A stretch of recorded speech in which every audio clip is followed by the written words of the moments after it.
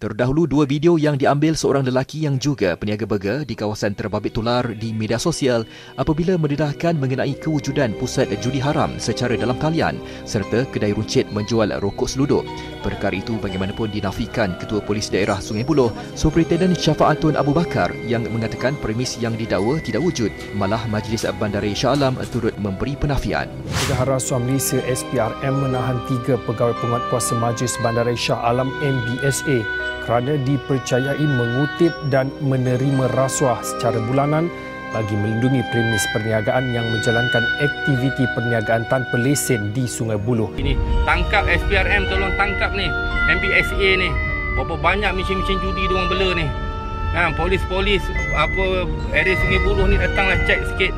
Ketua-ketua balai apa semua tu.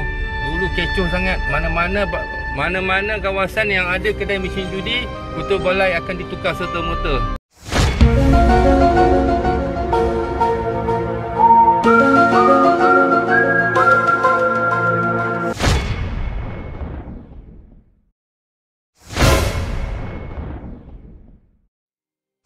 Setakat kita tahan ni adalah penguatkuasa dan saya tidak menolak kemungkinan lah. Mungkin ada juga melibatkan penguatkuasa yang lain. Mana-mana pihak yang terlibat itu sudah tentu kita akan siasat. Polis lah maksudnya? Saya tak boleh kata mana-mana, tetapi setakat saya umumkan yang telah diumumkan oleh SPRM adalah daripada penguatkuasa daripada MBSA setakat ini ya. Dan mungkin ada lagi, wallahualam. Saya ingin menyatakan dalam tindakan penguasaan yang kita lakukan ini, kita perlu juga meneliti dalam tindakan penguasaan itu dari segi kekangan kita, sebab kita pergi pada waktu itu pada waktu pagi dan tindakan itu kita ambil dan peniaga yang tular pada itu, peniaga kedai Aceh yang lain, dia beroperasi pada waktu petang. Jadi yang tindakan kita lakukan petang, kita adakan satu peringkat. Dalam pada itu, SPRM menahan 3 pegawai penguatkuasa Majlis Bandaraya Shah Alam MBSA kerana disyaki mengutip dan menerima rasuah bagi melindungi aktiviti perniagaan haram di sekitar Sungai Buloh. Menurut sumber, suspek dipercayai menerima rasuah antara RM300 hingga RM3,500 sebulan bagi sebuah premis perniagaan. Beliau juga tidak menafikan pihaknya turut menerima maklumat berhubung kegiatan perjudian dan rumah urut yang dilindungi oleh penguatkuasa di seluruh negara. Namun ujar beliau pihaknya berdepan kekangan untuk mendapatkan bukti dan sokongan keterangan saksi untuk menyiasat kes terbabit. Kedai Aceh ada pasang kemah kekal. Jual rokok seluduk. Semua orang tahu tu jual rokok murah. Semua jual rokok seluduk. Kenapa you tak kacau dia? Kenapa kedai mesin kuda belakang ni kau tak usik? Dengan kita kau datang macam something, kau jurkau, tengking gitu. Macam-macam, kejap-kejap ambil gambar, kejap-kejap ambil gambar. Ini MBSA. Saya bila, diorang sita store saya. Tuan, saya tak puas hati lah tuan-tuan.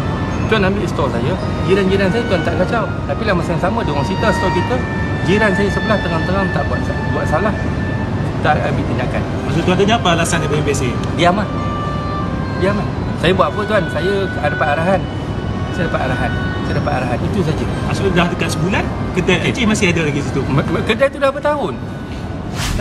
Okey. Ini polis dia baru pusing. Saya nampak dia berhenti dekat kedai Aceh tadi. Sejak rokok seluduk tu.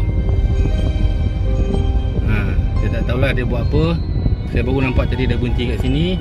Now sekarang kedai Aceh ni macam sedang mengemas. Okey, botol-botol air mineral ni semua dia sedang angkut, sedang mengemas. Saya ingat ke angkut orang, main tangkap orang? Tak. Kemas nak suruh tutup dulu. Kalau guna, tutup dulu lah, kicau, tutup dulu.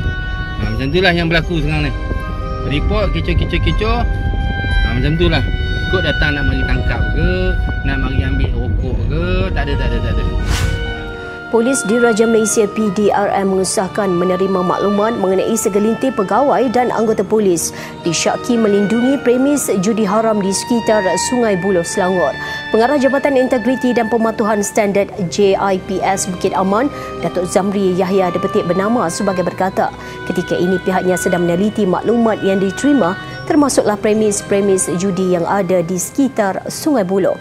Beliau berkata perkara yang diteliti antaranya termasuklah serbuan dan rampasan, perjudian yang telah dijalankan serta beberapa isu berkaitan.